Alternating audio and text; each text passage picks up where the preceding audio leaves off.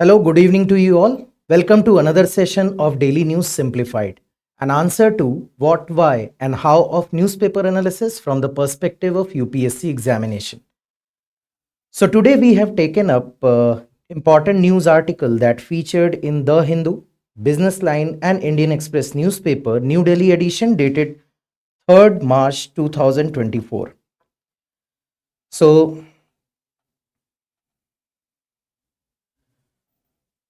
topics for today's discussion are listed on the screen. The first topic is Gaganyaan Mission. The second one is Supreme Court recently penalized Patanjali Ayurveda. So it is based on that. Third article is related to the decision that recently government took about or they are contemplating about the free movement regime along India-Myanmar border. Fourth is based on a species named stripped Marlin. Fifth is based on the status of poor in India because of recent report by Niti Aayog. And sixth one is again a global data which talks about the same, the status of poor in India. So without any further delay, let's begin our discussion with the first topic of today's discussion, which is the Gaganyaan. Now, this news article featured on page number 13 of the Hindu newspaper, and it talks about the Gaganyaan mission, what it is about, what were the challenges, what is the significance of this mission. So, as the name suggests, the word Gagan means space and Yan means a vehicle. So, the primary objective of this project is to demonstrate the human space flight capability. Now, what is it? For the first time in Indian space research history, ISRO is trying to send a crew of 3 members into lower Earth orbit, that is around altitude of 400 kilometer, for a 3-day mission. And mission will also include the task of bringing them back safely. So earlier, as you know, ISRO is a well-placed agency or well-recognized agency. It has done several satellite launches. It has done interplanetary missions also, like Chandrayaan 3. Apart from that, ISRO has also achieved the capability of anti-satellite weapon. Now, tell me the name of that mission which was associated with ISRO's anti-satellite weapon experiment. If you know it, please let us know in the comment box. And this would be the first time when ISRO will try its hands on sending humans to space. Now, sending human to space is the most complicated, or you may say the most sophisticated technological challenge in front of any space agency. As you can count on your fingers that not many nations have been able to send their scientists in the space. Mainly the countries like India also sent Rakesh Sharma to the space, but it was with the Russian crew or the Russian spacecraft. And same is true for the US agency, that is NASA. So it is a very complicated as well as sophisticated technology, and that's why it is being termed as demonstration of the most uh, high-end technological prowess in the field of space research. So what is low earth orbit? As we discussed, that it is going to place the crew at the height of around 400 kilometers. So basically there are three types of earth orbits which are being used for space research. The first one is the high earth orbit, having range 35,000 kilometer and beyond. Okay, and they are mainly used for weather satellites and sometimes communication satellites also. Second is the medium earth orbit. Range is from 2000 kilometer to 35,780 kilometer. Now these orbit are being mainly used for navigation satellites and specialty satellites. Now what is it? These are special satellites created or designed to have focus on a particular region. So that is why they are called specialty satellites. Third one is, which we are going to put our astronauts into, is the low Earth orbit, which is mainly used for scientific satellite purposes, and range is 180 to 2000 kilometer.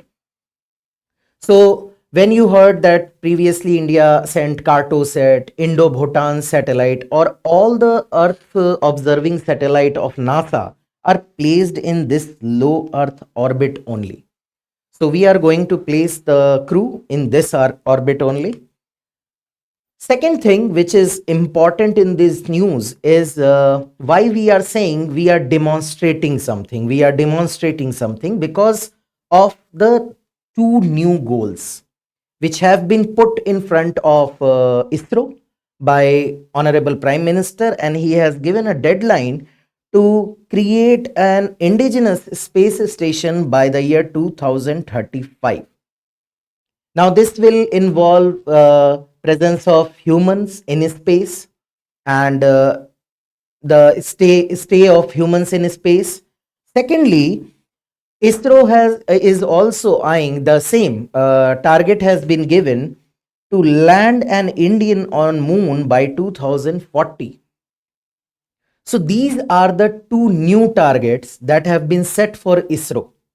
So that is why ISRO is terming, or everyone is terming it as a demonstration of next level technology, because through this Gaganyaan mission, India is going to demonstrate its technological prowess. That yes, the most complicated thing, putting humans into space and bringing them back safely, is the core of all these future missions. So that is why the demonstration.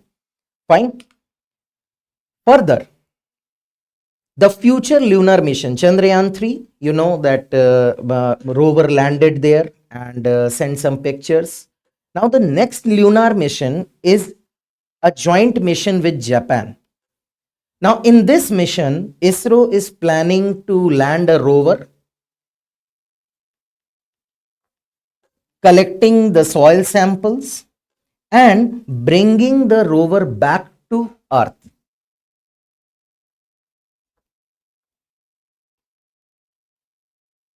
So again, the bringing back aspect of this mission is something which is going to be new for ISRO. So we have set a deadline to send the crew, that 4 members that we have selected, by 2025. That is next year. So when we are saying that this is a complicated technology, high-tech technology, we need more sophisticated technology, all these things, do you think that this is possible in 1 year? Answer is no. Because ISRO itself has realized that in order to achieve something like this, we have to start early. And in line with that thought, ISRO has started its preparation by different experiments since 2007. As in 2007, ISRO conducted the Space Capsule Recovery Experiment, the SRE. Now, in this experiment, what ISRO did, there was a satellite in low Earth orbit which descended slowly and finally landed into Bay of Bengal with help of parachutes. So it was Space Capsule Recovery Experiment which was conducted successfully in 2007. Secondly, ISRO also conducted the another experiment, that is CARE, in 2014, capsule module atmospheric re-entry experiment. Here they sent a capsule with help of GSLV rocket in low Earth orbit, and then it started descending from there. Okay, it was not a satellite, it was a capsule. Okay, which they are going to use in future as a human capsule with certain modifications. So they sent a capsule in low Earth orbit and it started descending. First, with the help of retrograde thrusters, it slowed down and initially, and then with the help of parachutes, it also landed safely in Bay of Bengal. Further, ISRO has also tested parachutes, the thermal shields, and other aspects which are important for this experiment or this mission. So, preparation has started since 2007. More than this, ISRO has, in its endeavor to achieve Gaganyaan mission, the success of Gaganyaan mission, it had tried to collaborate with various agencies, and wherever it failed to finalize the collaboration, engineers have developed indigenously various technology. We will see about one such important technology in later part of the discussion. So ISRO is testing its capabilities since last 14-15 years. It is not an overnight job or a job which can be accomplished in 1 year only. Further, now government is also looking beyond what has been the perception or what has been the trajectory or what has been the methodology of ISRO and the government, the relation between the two. Now, all the works related to space exploration was being done by ISRO itself, unilaterally or you may say exclusively. But now, government has divided this responsibility by creating two specialized agencies. First is New Space India Limited, that is NSIL. It is created to commercialize space technologies. Okay, so commercial part has been segregated. Next is Indian National Space Promotion and Authorization Center to authorize space activities in all sectors. Okay, then for this particular mission, ISRO also set up a coordinating body named as named as Human Space Flight Center, that is HSFC. So now you can see that government is also looking beyond what has been what has been the practice. Now it want an aggressive, you may say, projection of ISRO as a commercialized agency which can offer its service to various countries. And as you know, we have that edge of cost effectiveness. So now government is creating dedicated agency for dedicated work. So in order to deburden ISRO for its core job. Now let's quickly cover what are the key components of Gaganyaan. Now first is the launch vehicle. Previously it was known as GSLV Mark III. Now we call it Launch Vehicle Mark III, that is LVM3. Now here in this picture you can see various parts like solid propulsion system here, the liquid propulsion system, the second stage, and third stage, the cryogenic stage. Now, what we were talking, the capsule recovery experiment, it will lie here. The orbital module will be having two parts, the crew module and the service module. We will discuss them one by one. There is one more important feature, that is crew escape system. Now, in case of emergency during launch of the rocket, if anything goes wrong, there is this mechanism in place in which crew will be ejected safely from the rocket, and their safety has been ensured. So this crew escape system has been installed. So let's take them one by one. The first is rocket. You know, it is the new nomenclature LVM3. It is same as GSLV Mach 3. So three-stage rocket. First consists two solid fuel booster straps. These two, which after attaining some altitude, these strap goes off and this falls into on the earth back. Then comes the second stage, which is powered by liquid fueled Vikas 2 engines. The third stage is the indigenously developed CE2, the cryogenic engine CE2, and they use liquid hydrogen and liquid oxygen as fuel and oxidizer. Fine. Now let's discuss the orbital module.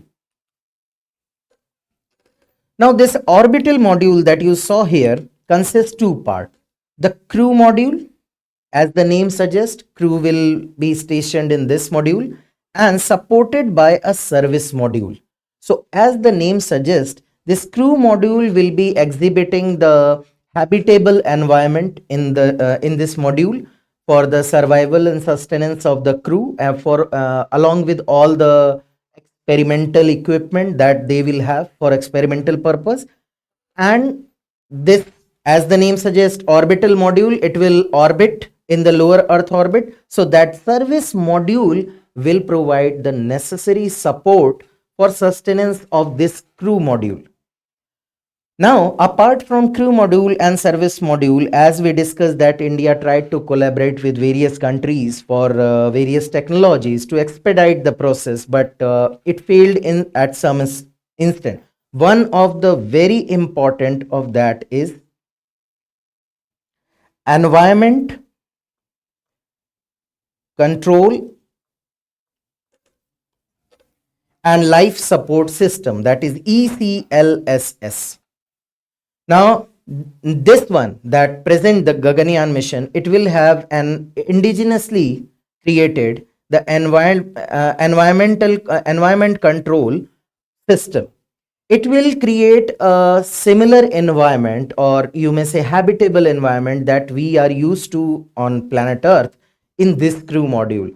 It is again an cutting edge technology which had no you may say precedence. None of the industry deal with the development of crew module, including ECLSS. But India, ISRO has indigenously developed this. So this is another remarkable feat. Now, the crew module, as you know, 4 members have been finally selected. Earlier, it was a larger pool which was sent to Russia for training. And finally, these 4 members have been selected, who all belong to Indian Air Force. Additionally, one more interesting part is presence of Vyom Mitra. Now, what is Vyom Mitra? It is a genoid, that is a female robot version, and it is equipped with sensors to monitor radiation, weightlessness effect, capsule conditions, and it is capable of issuing alarms during an emergency. So apart from 4 members, Vyom Mitra will be another crew member of this ambitious project. Now question is, what will Gaganyaan achieve? Why we are doing this? And this has been debate throughout, that why we are spending on space research when there is poverty, there are other issues, this and that. So in particular, this mission, let us cover that first. That as I told you, now government is going full throttle for commercialization also. So the creation of NSIL and the in space underscores India's commitment to fostering innovation and commercialization of space sector. The first thing. Now, the recent policy reform, that allowance of FDI in space sector, it is again a boost to the local, you may say, local entrepreneurs, as well as those who want to invest in Indian space research. So, these policy reforms and increased foreign direct investment, India's space program is poised for exponential growth. Thirdly, Gaganyaan represents a crucial milestone toward achieving self-sufficiency in human space flight, which will reduce the dependency on foreign launch services and positioning India as a formidable player in the global space race. Now, this is just one aspect of it, that global space race, a formidable player in global space race. Larger picture is this, With such experiments, with such achievements, India projects itself as a technological powerhouse, and it has an spillover effect with showing success rates, with showing the cost-effective delivery of satellites and missions. India shows its technological prowess at a much lower prices. So the spillover effect, that the technologies, that Indian technologies will gain acceptance in global market, not just in a space field, but in other sphere also, because the same talent pool is working in other sectors also. So it will give the impetus to other sectors also. So that was all from this article. Let us move on to the second article of today's discussion, that is related to the Supreme Court verdict or direction regarding Patanjali Ayurveda. Now, this news article featured on page number 13 of the Hindu newspaper. Now, recently, a two-judge bench in Supreme Court restrained Patanjali Ayurveda from two things. First is from discrediting allopathy. Second is from making false claims in advertisements. We will see how they are discrediting and how they are making false claims in in subsequent discussions. What the bench noted is important, and they used harsh wording for it. That they cited the Drugs and Magic Remedies Act of 1954 and said that Patanjali ads present its product to people as a permanent relief. Now, issue is that many of the chronic diseases for which the medical science, medical science has failed to find, you may say, a long-lasting solution or a treatment, like glaucoma, like cataract. Now, Patanjali ad claims that their product will help in mitigating or curing those diseases completely. Now, this is something which is unscientific. There is no proof for for such claims. While, so in line of that, Supreme Court noted that these ads are misleading and violation of the law. Secondly, the bench says that it issued a contempt notice against the Patanjali. Why contempt notice? Because in last year November, Supreme Court had directed Patanjali to refrain from making misleading or misleading, you may say, claims, and making derogatory remarks against the you may say allopathy. So irony was, the day the verdict came in November, the same day they organized a press conference where they again praised their product. And instances have been there that they are not stopping. They are persistently giving ads, which is again promising a permanent solution for chronic diseases. And they are persistently disregarding or making denigrating comments over the allopathic treatment and medical science altogether.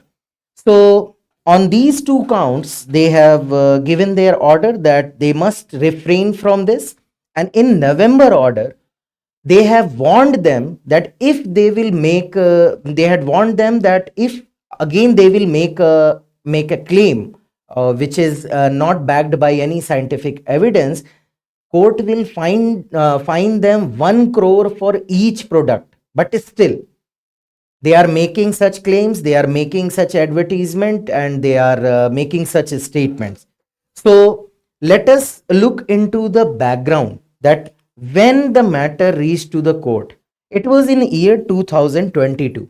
Patanjali gave an ad which was titled Save Yourself and the Country from Misconceptions Spread by Pharma and Medical Industry. Okay, so this was the title of the ad. And this ad was challenged in court by IMA, that is Indian Medical Association. Now they claimed that this is something which is aimed at denigrating the medical science altogether. Now, taking cognizance of this petition, this order, first a November directive came, but they did not listen. Now they have been issued a contempt notice, as well as they have been restrained from making any such comment in future. Now, what are those two legal provisions based on which they have been tasked by the court? First is Drugs and Magic Remedies Objectionable Advertisement Act 1954. Now, what is the provision? Provision says people or entities can be sentenced up to 6 month imprisonment and fine for the first offense. Now, Consumer Protection Act says it penalizes misleading advertisement and carries a sentence which can extend up to 2 years. Now, both of these rules and acts have failed to act as a deterrent. And there are some problem in these acts themselves, which are highlighted by the author. That first thing is enforcement. Like many other laws in India, name it the law related to sexual harassment, the law related to immoral trafficking, anything. The problem is same here. Enforcement is lackluster. Second issue is conviction rate is very low and it is rare, and penalties are such a minute of such a minute amount that they fail to act as a deterrent to the violators, because the profit, amount of profit that they gain in such a short span is much bigger than what the penalty is stipulated under these laws. So they don't act as a deterrent. The third issue is that there are state regulatory authorities, agencies. Now they are not performing to the desired level. How? See, this Ministry of Ayush, who is which is looking after the Ayurveda, Unani, Siddha, and all those fields of medical sciences, has signed an MOU with Advertising Standard Council of India in the year 2017. Okay, so they signed an MOU, and what was the purpose of this MOU? Purpose was to bring into notice any misleading claims made by any Ayurvedic pharma company or Unani practitioner or Siddha practitioner. So MOU was signed with the Advertisement Standard Council to bring to the notice any such misleading ads or acts. So what happened that from 2018 to 2021 itself, there were 15,000 incidences which were reported. But problem is, these state regulatory agencies who are entrusted with the investigation have not done anything, and the Ministry of Ayush in its reply to Lok Sabha told that what happened to these 15,000 applications or 15,000 instances is unknown. The status of investigation is unknown. So again, the issue is enforcement. So these are the major limitation in law which are failing them to act as a deterrent, and that is why institutions or organizations like Patanjali are continuing with their trait or trend. So, what are the repercussion of such ads? Here, first thing, as we discussed, that this controversy clearly highlights the need for robust enforcement of advertising regulation in the healthcare sector.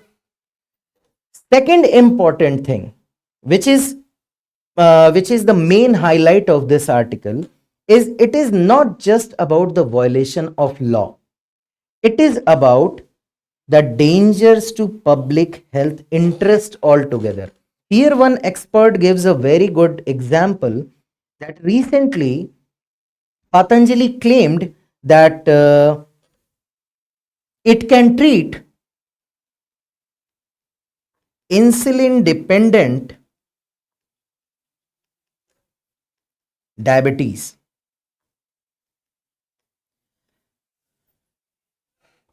So, it has asked the patient to stop taking insulin altogether. A patient who is dependent on insulin for a disease like diabetes, which can aggravate at an exponential rate and can cause death also. They have claimed that they have a miracle cure for diabetes also, and with the most extreme form of diabetes also. Now, experts say it has two problems. First, that what if a patient starts their medication and stops the insulin intake? First, the patient is going to suffer badly, which may lead to his or her death. Secondly, even if a patient realizes that the treatment is not going to be in a positive direction or giving any positive outcome, the proper treatment through normal, you may say, allopathy medication, the medication would be delayed to an extent that the damages are irreversible. So experts say that such misleading advertisement are not just a matter of violation of law, because you are consistently denigrating the proven medical science, the allopathic treatment. You are moving the patients, and you are confusing the patient to choose between the two. And if somebody just go into that trap, and your medication, which is not clinically proven, because recently in 2022 itself, Nepal, the drug regulator of Nepal, banned Patanjali pharmaceuticals because it was not conforming to the norms of WHO. So, if you are misleading a patient into a drug which is not clinically proven, first thing, you are putting him to suffer. Even if one realize that I need to go back to allopathic treatment, it may be delayed beyond redemption.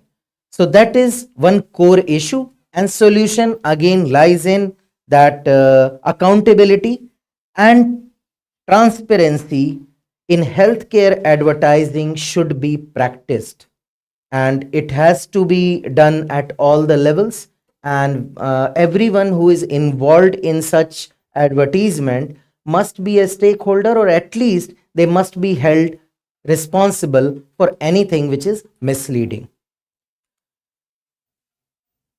That brings us to the third article of today's discussion, which is based on free movement regime in around India and Myanmar border. So this India and Myanmar border issue has been covered extensively in our previous DNS. Let us have a quick recap of what it is all about, and what is the present situation there, what how things have changed, and what are various perspectives. So, the free movement regime, the root is The root lies in the year 1826, the Treaty of Yandabo. Now, the most of the northeastern state that you see today, the northeastern part of India, was part of Burmese kingdom during British rule in India. And in 1826, after the first Burmese war, the Burmese kingdom was pushed back to the present day, what roughly you can say the present day Myanmar. And like the Red Cliff line, which we drew between India and Pakistan, there was an artificial line which was drawn to demarcate the boundary between the Burmese territory and Indian territory. And in this process, the ethnic people were not consulted at all. It was done unilaterally by British and the rulers of Burma. So what happened that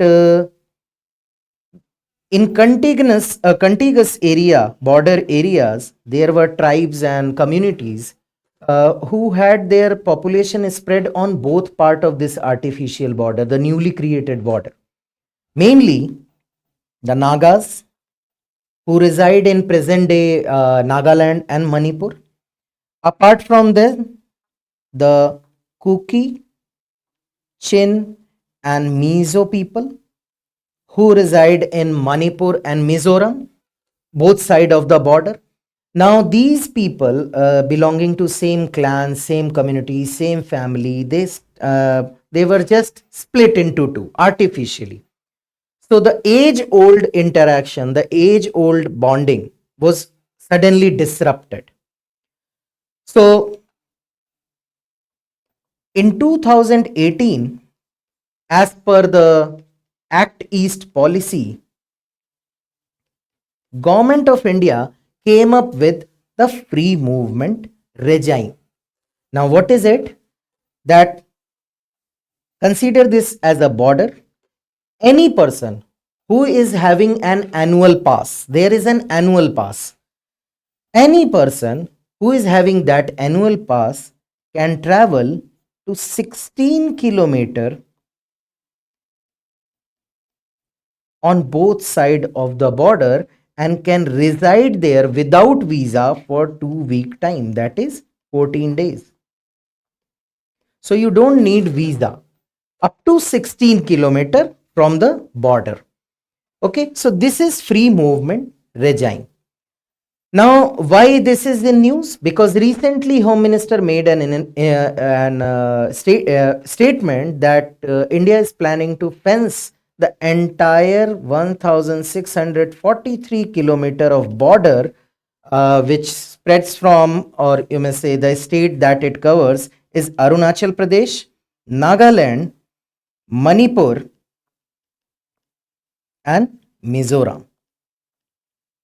So government is planning to fence this entire border, and now there are sounds of, or you may say they are opposing, the people are opposing this move of the government. So as we discussed that both side of the border, same communities, same families are living. So first, let us quickly look into why there was need of FMR, which we already know. Just pointers for you to facilitate strong ethnic and familial ties across the border. Now, it further goes to cultural ties, and the FMR gives the needed space for cultural exchanges. Secondly, livelihood and sustenance of people, because both earlier they were the same people, same community, so they are interdependent, and to an extent that this movement along the border give them access to business like trades, education and healthcare facilities. So these were the rationale behind bringing the FMR. But if FMR is there, India wants to facilitate this cross-border movement, people are same, then what was the issue? Why we always hear about this particular border. First issue is illegal migrants. Now, Myanmar had a history of military coup, the democratic revolutions. So, every time if there is any instability in Myanmar, people start coming to India. Fine. And it is very difficult to segregate those people. Like, you cannot segregate the original people or those who have migrated because they belong to same community. Okay. So this aggravated basically recently after 2021 in February, when military uh, organized a coup over a democratically elected government, and again illegal migration started. Secondly, China was, as it has an habit of mingling, or you may say deepening the ties with any neighbor, particularly if a neighbor is to India. So China was getting close to Myanmar, and to counter the effect of China at a right time, there was a need for India to engage with Myanmar. Okay, so second was to counter the China's growing influence there. This was the need. The challenge lies in the cross-border trafficking of drugs and arms. Along with, there are militant groups on both the sides, belonging to the same cultural unit, belonging to the same ethnic group. They give shelter to the militant group, or you may say the militias of each other country. So if Ulfa is doing something or organizing any attack in India, it is very easy for them to cross the border and go to the Myanmar. And same is true for the militants who are there in Myanmar. They can easily just cross the border and get into India. So these were the challenges, and these were the issues why India and Myanmar border is persistently in news. But this fencing story, the fencing of India-Myanmar border, is not just related to these trafficking and other issues. Recently, see, government gave the reasoning behind, and clearly author terms it as ostensible reason, that just to mitigate the issue of cross-border terrorism and trafficking, illegal migration, government is going to take up this issue or this step. But real reason, expert believe, is Manipur. Recently, Manipur faced violence, the civil violence there between two communities. So Manipur government pushed the central government to go for fencing the border, because according to them, Mizos, Kuki, Chin community people are coming from that side of the border, reinforcing themselves and making an attack. So experts believe that this is the push by the Manipur government, and it is evident that while Nagaland and Mizoram opposed this step, and these two governments have brought the resolution against this step, but Arunachal and Manipur supported the decision. Okay, they are fine with this decision. So resolution was brought by Nagaland and Mizoram government. And what they said, what they argued, the same points, that it will be a disruption to the ethnic ties. It will be an act of splitting the ancestral lands and families.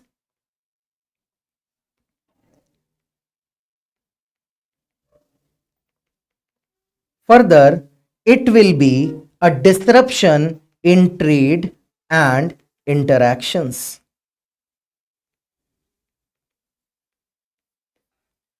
So these were the three reasons which were given by these both assemblies to in bringing this resolution. Now, what would be the impact of this resolution? let us take the Supreme Court judgment on these issues. Supreme Court simply says that these resolution doesn't have any legal sanctity. These are essentially expression of opinion without any legal power. Okay, so this is just an expression of opinion or resentment. It will not impact any step or any plan of central government. Further, the article says that yes, they do reflect the local sentiment as said by Supreme Court, but their practical impact is limited. And to support this, the Mizoram CM said that we have limited capacity or power to stop center from taking up any such step. Secondly, many people in Mizoram have supported this step also because they are themselves worried over the drug trafficking and they don't want it to continue. So there are fragmentations, there are different opinions, but the most important thing that this entire border, the 1643 kilometer border, only 10 kilometer is fenced as of now because of the difficult terrain and hostile environment. Because you are fencing, you are splitting two families, so don't expect that these people will support the endeavor of engineers or officers that you will send. So due to this hostile environment and difficult terrain, experts believe that this project will be a complicated one and will be very tough to be completed. Fine.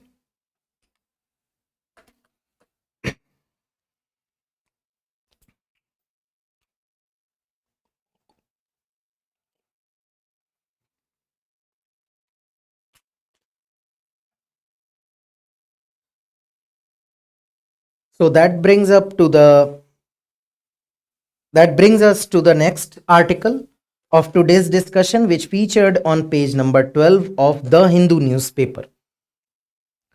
Now, this news article is based on a fish species that is striped marlin. Now, let us quickly cover what scientists have found. That is a very unique phenomena, that these are predatory, apex predatory fish. And while attacking, they hunt in a group basically. They hunt in a group, but in this group, they attack individually. And once one fish goes for attack, it changes color.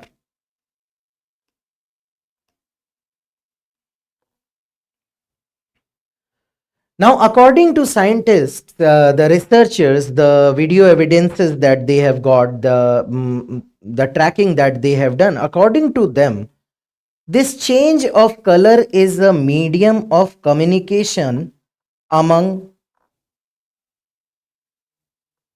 the attacking group. That one fish, through change of color, tells the other fish of the group that yes, I am going to attack now, so that they can reduce the damage to each other. How damage? Because these fish have, if you can see in this figure, they have this bill which is very strong. So when one fish of the group goes for the attack, it changes color. So according to scientists, to minimize the damage which can be caused to one another while attacking the prey, they change color. However, another section of scientists believe that they believe that they change color because it confuses the prey. It is not a medium of communication, but this change of color confuses the prey. And based on this contradictory argument, scientists are going to discuss the other part of the study, that they will study when these fish, that stripped marlin, when they will hunt individually, then they will understand this. If they will change color even hunting individually or alone, that means that it is more related to confusing the prey. But if they will not change the color during hunt or hunting individually, it is something related to communication between them. What is important from our perspective is some basic information related to marlin fish. Now, this belong to a family of billfish. Swordfish also comes in this category. What differentiates swordfish from this marlin fish is the scales.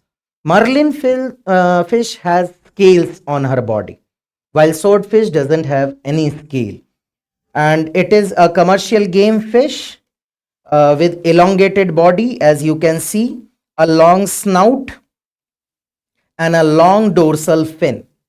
Now, IUCN has not listed this fish into its Red Book data list of endangered species, but Greenpeace has recently listed it as a seafood in seafood red list because of overfishing, mainly all around the tropical and warm regions of Pacific and Indian Ocean, also found in California, Mexico, Mozambique, Kenya, New Zealand, and Ecuador. Now, behavioral aspect, that they are solitary in nature, usually live alone but hunt in groups. They form small groups or schools during spawning season, that is reproductive season. They hunt basically during daytime, and as we discussed, they use their snout or bill as a long spear to hunt down the prey. That brings us to the next topic of today's discussion, which featured on page number 13 of Indian Express newspaper. It has been written by former Finance Minister Mr. P. Chidambaram, and he is critical of the latest claims made by Niti Aayog CEO, and it is particularly important from the perspective of those students who are going in to give interview, because he has brought out some important points. So we have taken up those points. So firstly, he highlights that recently Niti Aayog announced that proportion of people who are multidimensionally poor is 11.28% of the population. But now the CEO of Niti Aayog has announced that poor in India are no more than 5% of population. So he has raised question over such claims. Now you know the Niti Aayog has claimed these figures based on the survey done by NSSO, and survey was named as Household Consumption Expenditure Survey. Now, author says that there are some issues with this finding and this claim. But before that, what are the key highlights of this HSES finding is they have surveyed around 2060 lakh households, 60% of which are from rural area and 40% are from urban areas. Now, the survey indicated that monthly expenditure that you are the family's monthly per capita expenditure is rupees 3,773 in rural areas and 6,459 in urban area. Now, author picks up the median expenditure. What is median expenditure? It is expenditure done by the 50% of the population. Now, author says that as you can see in data also, the median expenditure is 3094 for rural India, and for urban India, it is around 4600. Now, author says the point of concern is the lowest strata. That is, the 20% of those who are lying in the lowest strata of this poverty line. He says for the lowest 20%, the average expenditure is 2112, which is around 70 rupees per day. And for urban India, it is 3100, which is around 100 rupees per day. Now, here author says that this scale or this line itself is flawed. And he goes on to a level that he says, give them 70 rupees a day and ask them to live in rural area.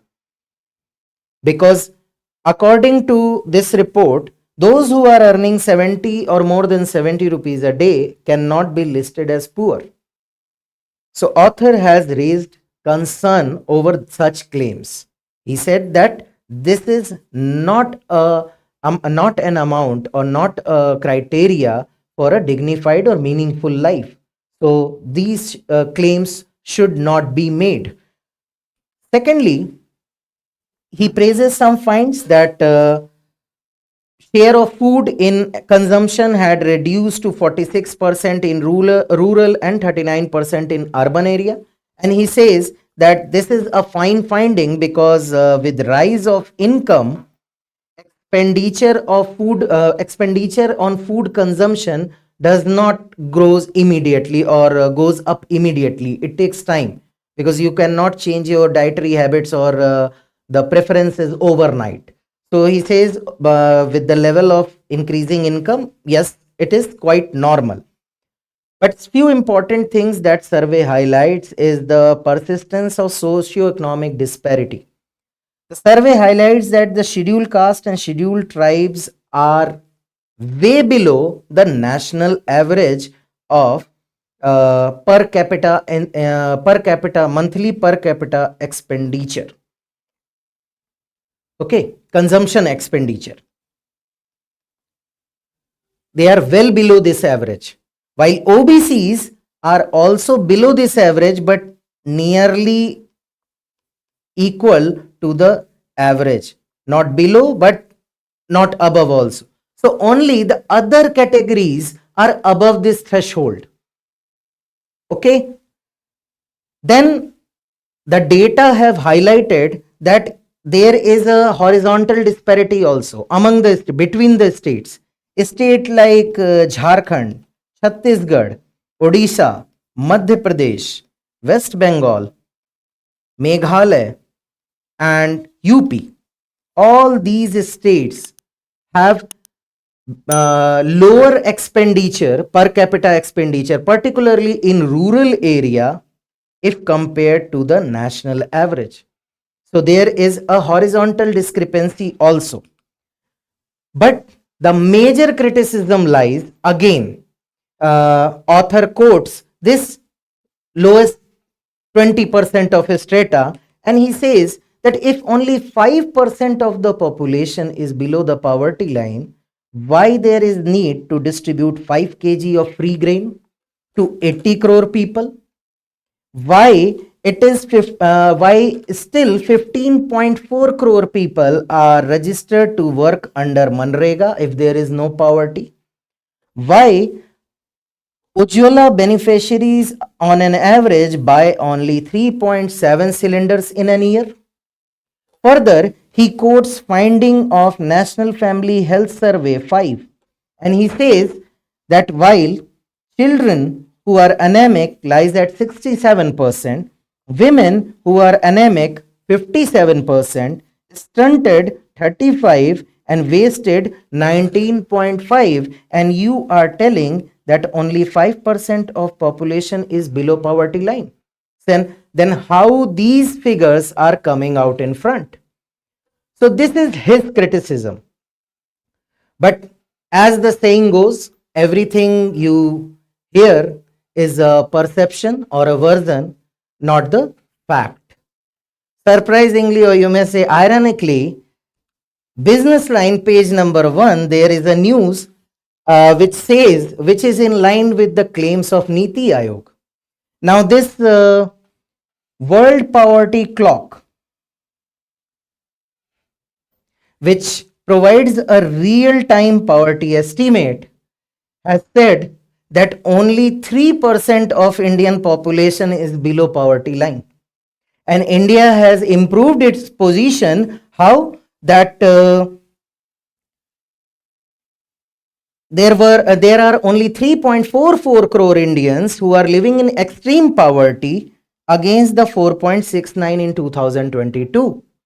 So while we were discussing criticism, the next newspaper, the next headline tells us about the arguments which are more in line with the claims of Niti Aayog. So again, everything is a perception. So you can take up your points as per your requirement, the kind of question that has been asked in examination or in interview. You can pick up these data and fact to give support or substantiation to your argument, or if there is a critical examination, you can give such those arguments which have been given by Mr. P. Chidambaram. So let us quickly look into what this World Poverty Clock is.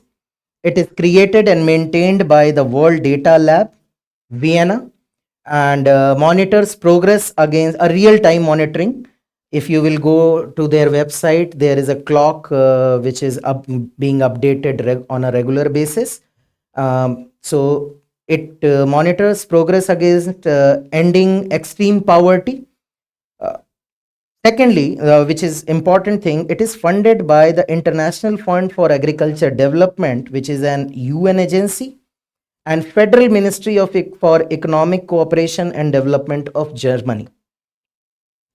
What is the methodology? That number of people who are living in extreme poverty worldwide, and there are sections like age-wise segregation is there, gender-wise, rural, urban, etc. These are the criterias, and it takes around $2.15, that is roughly around rupees 78 at present rate of exchange, day income as a benchmark for deciding the poverty line.